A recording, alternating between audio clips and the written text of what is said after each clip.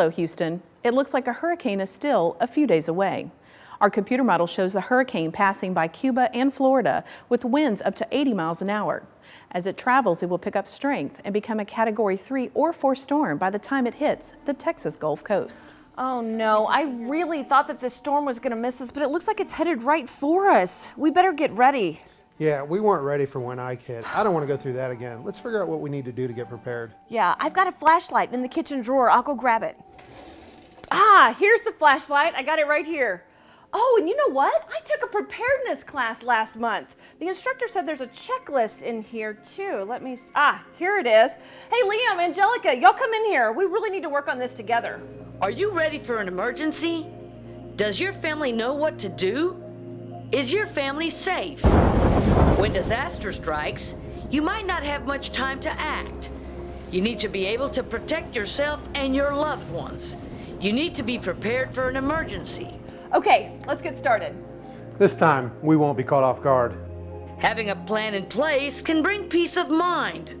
But to be ready, you'll need supplies. Some people may need to evacuate if they live in a storm surge zone.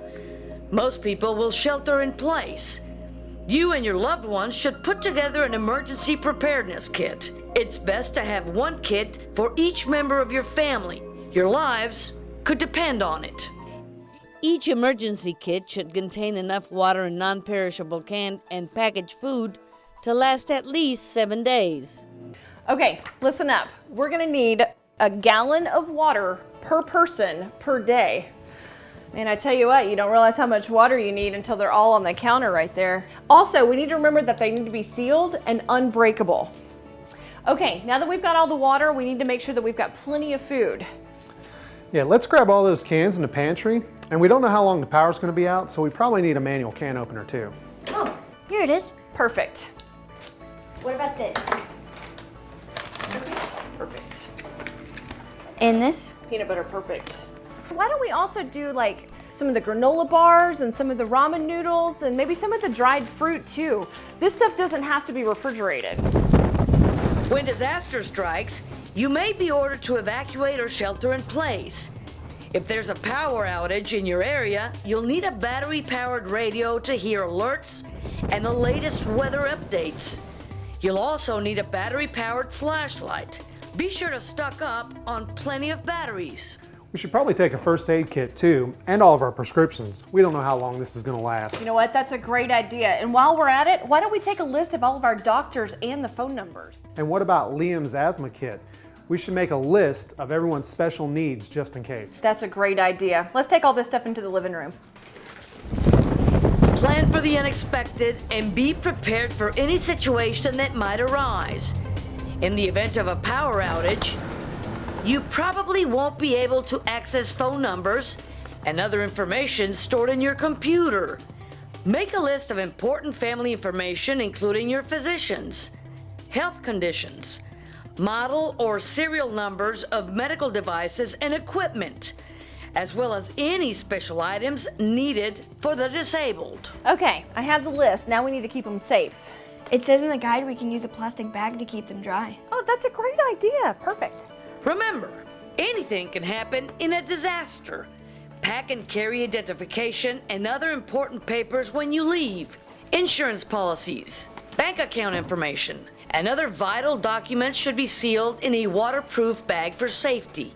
While you're at it, pack an extra set of car keys. Stranded away from home during a crisis with no car keys can be deadly. Perfect. You know what? We also need credit cards. But if the power goes out, ATMs won't work, so we better take cash too. That's a good idea. Yeah. Don't let your family get stranded during a catastrophe. Keep enough cash to buy food, fuel, and other supplies during a power outage. What about a whistle? Perfect. Always carry a whistle with you during a disaster.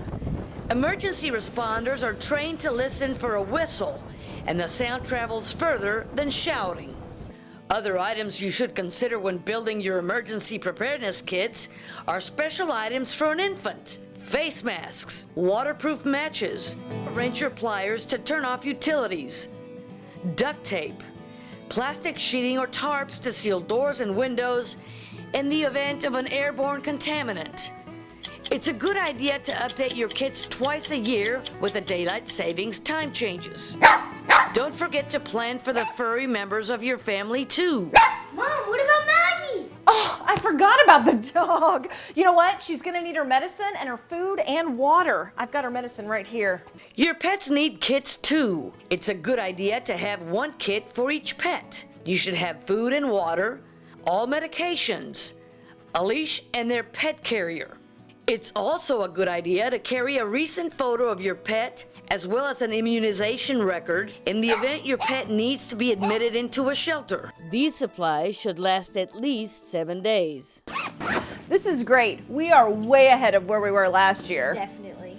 Yeah, we have everything we need and we're ready for the storm. You know what? We're ready for any disaster. I mean, these kits are great for other situations too. Weather isn't the only threat facing the Houston area. Chemical leaks, refinery fires and explosions, or terrorist threats could also spell disaster. You might be asked to shelter in place. When disaster strikes, be ready to react quickly. Make sure each member of your family has an emergency preparedness kit. Your life and the lives of your loved ones depend on it.